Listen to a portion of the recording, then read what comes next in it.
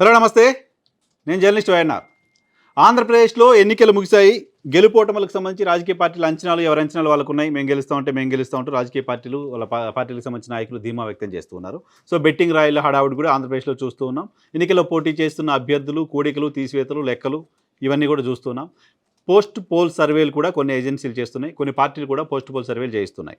అయితే ఎన్నికలకు సంబంధించి వైఎస్ఆర్ కాంగ్రెస్ పార్టీ మాత్రం ఫలితాలపైన చాలా చాలా చాలా ధీమాగా కనపడుతోంది. వైఎస్ఆర్ కాంగ్రెస్ పార్టీ గెలవబోతుంది అంటూ ఎన్నికలకు ముందు చాలా ప్రీ పోల్ సర్వేస్ చెప్పాయి. ఆ తర్వాత కూడా కొంతమంది వైఎస్ఆర్ కాంగ్రెస్ పార్టీ విజయం సాధించడానికి సంబంధించిన అవకాశాలు ఎక్కువగా ఉన్నాయంటూ చెప్తూ వచ్చారు.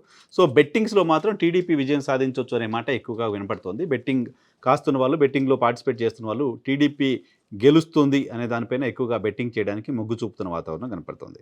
సో వైఎస్ఆర్ కాంగ్రెస్ పార్టీకి సంబంధించిన చీఫ్, ఆంధ్రప్రదేశ్ ముఖ్యమంత్రి జగన్మోహన్ రెడ్డి గారు కూడా విజయం పైన చాలా పెద్ద ఎత్తున ధీమాను వ్యక్తం చేస్తూ వచ్చారు. ఐపాక్ ప్రతినిధులతో ఆయన మాట్లాడిన సందర్భంగా గడిచిన ఎన్నికల్లో వచ్చిన నంబర్ని దాటబోతున్నాం అనే విషయాన్ని కూడా జగన్మోహన్ రెడ్డి చెప్పారు. సో ఇది ఆయన కాన్ఫిడెన్స్ని తెలియజేస్తోంది. సో జగన్మోహన్ రెడ్డి గారు గెలవబోతున్నారు అంటూ వార్తలు వస్తున్న తర్వాత వైజాగ్లో ఆయన ప్రమాణ స్వీకారం చేస్తానంటూ ప్రకటించిన నేపథ్యంలో విశాఖపట్నంలో హోటల్స్ అన్నీ బుక్ అయిపోయాయి. Air tickets, bus tickets, train tickets అన్నీ కూడా బుక్ చేసుకుంటున్నారు లాంటి వార్తలను కూడా తెలుగుదేశం పార్టీ మీడియా ఎక్కువ ప్రమోట్ చేస్తూ రావడం చూస్తున్నాం. సో అటువంటి వాతావరణం కూడా కనపడుతుంది విశాఖపట్నంలో ప్రమాణ స్వీకారానికి సంబంధించి.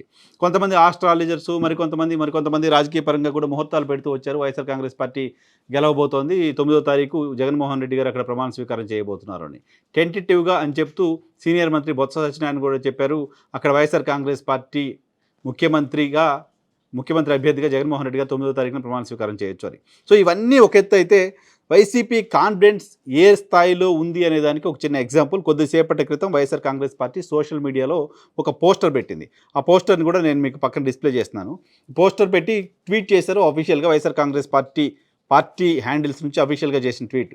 జూన్ 4న 2019కి మించిన భారీ విజయంతో చరిత్ర తిరగా రాయనున్న జగనన్న జూన్ 9న ఉదయం 9:38 ప్రమాణ స్వీకార మహోత్సవానికి సిద్ధం కండి అంటూ, సంబరాలకు సిద్ధమండి అంటూ ఒక పోస్టర్ని అఫీషియల్గా వైఎస్ఆర్ కాంగ్రెస్ పార్టీ సోషల్ మీడియాలో పోస్ట్ చేసింది. పార్టీ పరంగా చూస్తే ఒక అధికారిక ప్రకటనగా చూడాలి.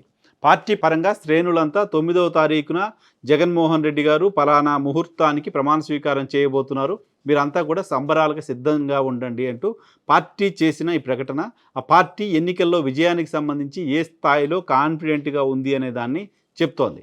ఆ పార్టీ రేపొద్దున కనుక పార్టీ అధికారంలోకి రాకపోతే ఇవన్నీ చేసినందుకు నవ్వుల పాలవుతుంది, అబాస్ పాలవుతుంది.